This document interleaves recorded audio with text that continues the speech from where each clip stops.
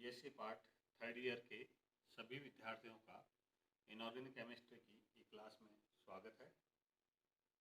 Organometallic compounds अपना चल रहा है और उसमें आज का जो टॉपिक है वो मेटल कार्बोनिल बॉन्ड है। मेटल कार्बोनिल बॉन्ड में देखें तो मेटल कार्बोनिल बॉन्ड में कार्बोनिल कार्बन का बढ़ा हुआ सिग्मा बॉन्डेड कक्षक मेटल के वैकेंट डी ऑर्बिटल के साथ अतिव्यापन करके सिग्मा बंध बनाता है। इस बंध के बाद कार्बोनिल कार्बन के पास जो रिक्त पाईबंदी विपरीत बंदी जो पाई विपरीत बंदी आणविक कक्षक है वो मेटल के भरे हुए डी कक्षक के साथ समपार्श्विक कोलेटरल अतिव्यापन करके पाई बंध बना लेता है और इस प्रकार पहले सिग्मा और फिर पाई बंध बनता है। इसे हम बैक बॉन्डिंग भी कहते हैं और हम इसको इस प्रकार दर्शाते हैं एक साथ। ये कार्बन का भरा हुआ कक्षक, ये मेटल का वैकेंट डी कक्षक, ये दोनों मेटल के भरे हुए डी कक्षक, ये कार्बोनिल कार्बन का रिक्त विपरीत पाईबंदी आणविक कक्षक और इस प्रकार ये अतिव्यापन होकर ये पाईबंद और ये सिग्मा बंध और इस प्रकार ये बंधन होता है। एग्जांपल्स देखें इसमें तो सबसे पहला है metal tetra carbonyl. Metal tetra carbonyl की बनाने की विधि देखें तो सबसे महत्वपूर्ण जो विधि है वो डायरेक्ट मेथड है। उसमें हम मेटल जो सॉलिड है उसको कार्बोनिल से सीधे ही 100 से 200 डिग्री सेंटीग्रेड तापक्रम और 200 एटमॉस्फेयर दाब पर क्रिया करवाते हैं तो टेट्रा कार्बोनिल निकिल बनता है। इसके बाद देखें इसके जो निकिल यौगिक है उसके द्वारा भी कार्बोनिल यौगिक बनते हैं। निकिल यौगिक द्वारा निकिल सल्फाइड प्लस कार्बोनिल समूह, तो ये इसी प्रकार निकिल साइनाइड कार्बोनिल के साथ डायरेक्ट क्रिया करके प्रतिस्थापन द्वारा ये बनता है और साइनोजन बनता है। प्रॉपर्टीज देखें तो ये जो आपका टेट्रा कार्बोनिल निकिल है वो मांड विधि द्वारा, इसे मांड विधि कहते हैं, उससे हम निकिल शुद्ध प्राप्त कर लेते हैं।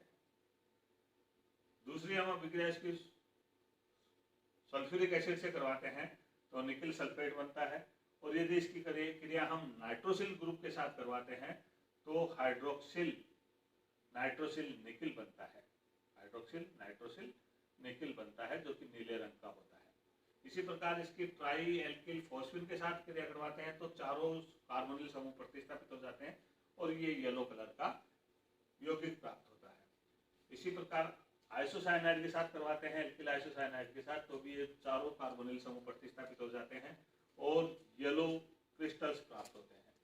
अगर हम इसका ऑर्थोफेनोथ्रोलिन के साथ क्रिया करवाते हैं तो दो ही कार्बोनिल समूह प्रतिस्थापित होते हैं। इस अभिक्रिया से ये मालूम चल रहा है यहाँ कि निकिल के साथ जो चारों कार्बोनिल समूह जुड़े हुए हैं उन चारों की प्रकृति सेम नहीं है। अगर सेम होती तो चारों के चारों समूह इससे प्रतिस्थापित हो जाते हैं। इसका दो ही प्रतिस्थापित हो रहे हैं, इसका मतलब दो की प्रकृति एक समान है और सेम अगले दो की एक समान। संरचना देखें तो यहाँ जो इसमें केंद्रीय परमाणु निकिल है वो sp3 संकरण अवस्था में रहता है और इस प्रकार हम इसका स्ट्रक्चर देखें तो निकिल का जो इलेक्ट्रॉनिक कॉन्फ़िगरेशन वो ये है। यहाँ अगर हम कार्बोनिल लिगेंड को देखें तो ये एक स्ट्रॉन्ग लिगेंड है।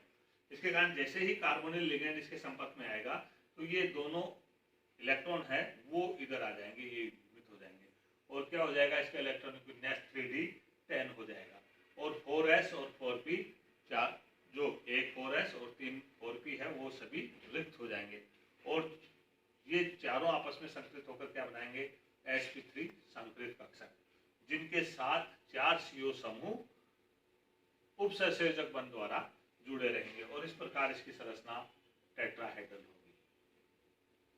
तो उपरोक्त संरचना के अनुसार हम देखें तो चारों CO समूह जो निकिल के साथ जुड़े हुए हैं उनकी जो प्रॉपर्टीज है वो सेम है, लेकिन यहाँ हमने देखा ऑर्थोफेनोथ्रोलिन के साथ अभिक्रिया करवाई थी तो केवल 2 CO समूह ही प्रतिस्थापित हुए थे। इसका मतलब चारों CO समूह की प्रकृति एक समान नहीं है। अतः इस अभिक्रिया के अनुसार अगर इसकी संरचना देखें तो इसकी संरचना इस प्रकार होगी, अर्थात जो एक्साइटेड स्टेट में 4s2 था वो इलेक्ट्रॉन उत्तेजित होकर कहाँ चला गया, 4p में और इलेक्ट्रॉनिक कॉन्फ़िगरेशन क्या हो गया 4s1 4p1 और 3d एक्ट।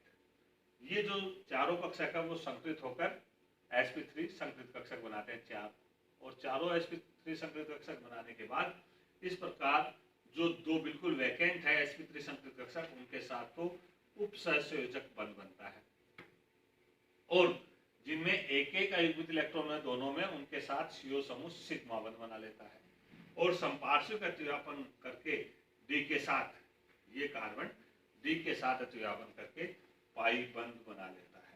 इस प्रकार दो CO समूह तो डबल बॉन्ड के द्वारा और दो CO समूह एकल बंध के द्वारा प्रतिस्थापित जुड़े हुए रहते हैं। ये देखो ये संरचना होगी वो टेट्राइडल, लेकिन इस निकिल के साथ दो CO समूह डबल बॉन्ड द्वारा और दो CO समूह एकल बंध द्वारा जुड़े रहते हैं, सिंगल बॉन्ड द्वारा जुड़े रहते हैं। यहाँ इसको ये दोनों आसानी से ऑर्थोफिनंथ्रिन के साथ प्रतिस्थापित हो जाते हैं, और इस प्रकार इसकी संरचना दोनों ही स्थितियों में टेट्राइडल है, लेकिन एक स्थिति में तो चारों CO समूह एक समान प्रकृति दर्शा रहे हैं, और दूसरी ऑर्थोफिनंथ्रिन के साथ जो विक्रिया कर रहे हैं हम उसमें दो CO समूह एक प्रकृति के और दूसरे दो CO समूह दूसरी प्रकृति के हैं। इसीलिए केवल दो CO समूह ही ऑर्थोफिनंथ्रिन से प्रतिस्थापित होते हैं।